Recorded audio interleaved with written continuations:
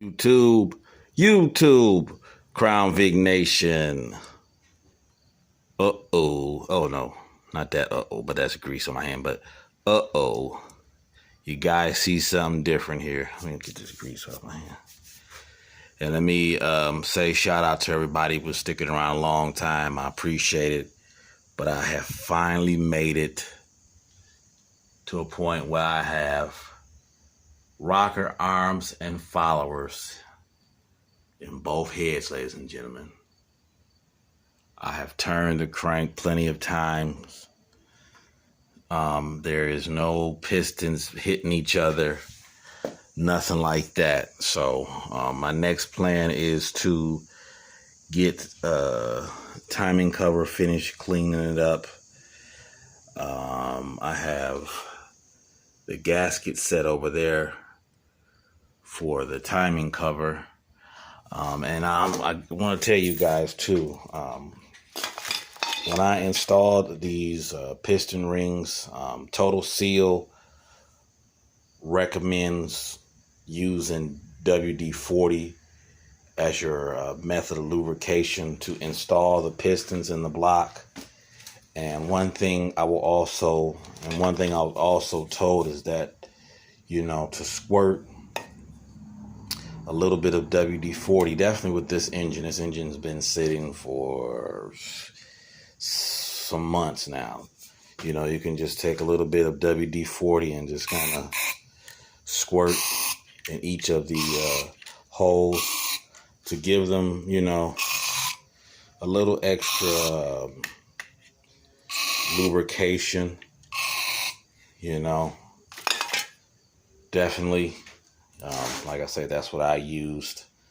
And I'm going to get ready to put the timing cover and stuff on. Like I say, here I have just a standard replacement gasket set for the front cover with the front cover seal. And here is the factory water pump right here.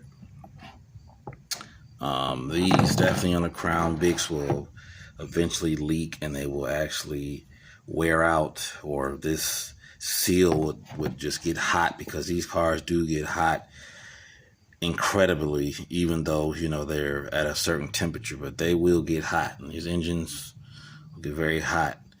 But eventually, a couple Crown Vics I've had started leaking because of that. And also, if you see the fin design on here, which is different from the one that I'm using, this is a off-brand high volume pump.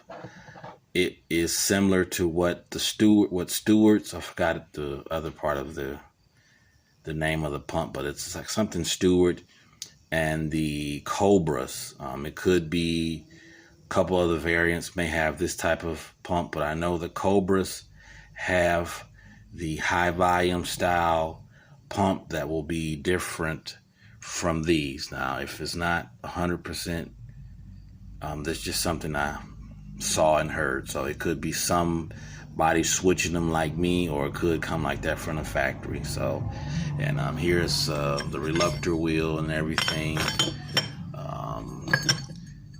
The crank, water pump, pulley, tensioner, and another smooth idler right there. So, and I'm also going to say that the plan is to put long tubes on, so this exhaust will be removed, because and right now that's I leave it at a 60-40 ratio that I'm gonna go ahead within the next 3 weeks and get the OBX exhaust and really have a maxed out project. I've already looked up some Hooker mufflers that I like. They're max flow mufflers. So we'll see. We still got a mile to go, ladies and gentlemen. Like I said, let me turn it for you. I don't know if you can. The lobes and everything. The engine turns. how it's supposed to. And yeah, the only reason it's not dot to dot is because I've been turning it. So what I'm getting ready to do, like I said, is get the water pump on, and get the front timing cover on, get the seal put in, and make progress. So I also want to mention that I did put a new head temperature sensor or cooling temperature sensor, which was best because I figured it was out in the open, and if the other one failed, I would have had to take off the intake and everything. So I did reuse the old coolant tube. So I'm gonna cross my fingers there. There is a new O-ring and everything with the plug that was put on. So cross my fingers that everything is good with that. And this part I shouldn't have any issues with. So that's smashed down as tight as it can be. So knock sensor is on. Here are the timing cover bolts. I just simply gotta figure out where to put what, because a couple of these are a different design and different this and that. So I have to either go use the other Crown Bic and figure out what bolt goes where, and go from there. So oil filter housing is on. That's a Motorcraft filter. Dipstick is in. There's no oil in it, but so yeah, the plan is to try to get long tubes within the next 3 weeks. That way I can start the car up on the driveway and have no issues. So just bear with me.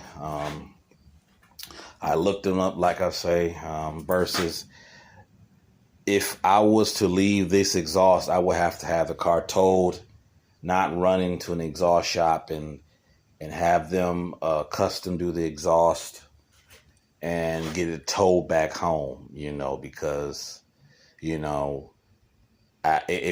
I wouldn't be able to, crank it up as soon as they're done, or it wouldn't be smart. I would rather have it at home where I could, go over it and make sure, everything is what it's supposed to be here. And with using the OBX, or I forgot what it's called now, it's a new name to it. But that exhaust, I can start the car up on the driveway, tinker with things without having to be in an exhaust shop, filling with things. That way, it just didn't make sense. So by the time I've towed it up there and did all that and, tried to crank it there, I would rather have it back at home where I could, if a leak happens somewhere or something, I'm home. I don't have to, look silly in the parking lot with coolant or something blowing everywhere because I forgot to do something here and there. So I figured it'd be best get the long tubes. The long tubes already have provisions for the O2 sensors. Only thing I would have to do is get the wideband bung welded in and get that hooked up, and then I'll be good from there. So like I say, I appreciate everybody for sticking around. I'm going to go ahead. Next time you see this video with this engine, we should have valve covers on. I got to do one thing to the transmission, and then that'll be solid as a rock. And then I'm going to fix the wiring harness. I got to do something to that. If I could find a cheap wiring harness that doesn't have heat damage, because like I say, these engines get incredibly hot, and the harness I have to do the wire loom to it and just retape the whole thing. So if anybody has one for sale that's a 09 and up, if not, like I say, I'll just go ahead with the one I have and use that one. So appreciate it, YouTube. I should explain that when I redegreed it, both cams came out, so I got them at a 109.25. So that's, almost 3/4 degree advance on both sides. So I'm happy. The engine should be, kicking like a charm. So appreciate you guys sticking around. If you have any questions, let me know. I have to do, like I say, a few more odds and ends and make sure I have everything how it's supposed to be. And I'll be checking in with you with some suspension parts also. So appreciate you, Crown Vic Nation. Trying to give you a quick update. I salute. Get at you guys. Thanks.